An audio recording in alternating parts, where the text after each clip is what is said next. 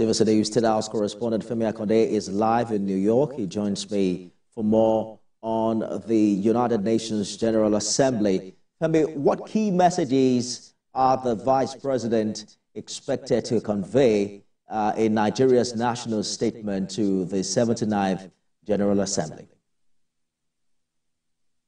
Hi, Femi. Well, the Vice President coming to represent President Bola Tinubu does not take away the significance of this event. He will still be acting in that capacity. All events scheduled and lined up for President Bola Tinubu will now be chaired by Vice President Shettima. Of course, he will deliver Nigeria's message at the General Assembly at the summit of the world leaders here. And you know, this 79th session is very key when the world is concerned about, the future. The three key themes for this year will be on climate change, the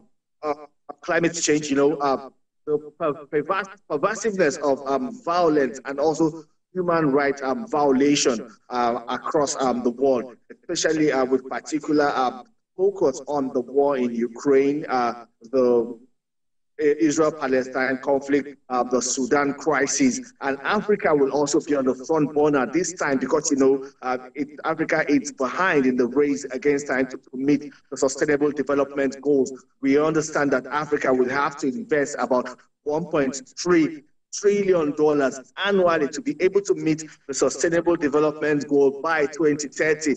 Vice President Shettima, alongside other world leaders, especially on the African front now, will be telling the world how they intend to meet this target. They would also be giving progress reports in terms of how they have been able to make progress in meeting some of these Sustainable Development Goals. Nigeria has made significant progress, but there are other African countries that are still lagging behind. And the world now is trying to ramp up support to ensure that Africa meets that target of 2030 in the Sustainable Development Goals. Nifemi.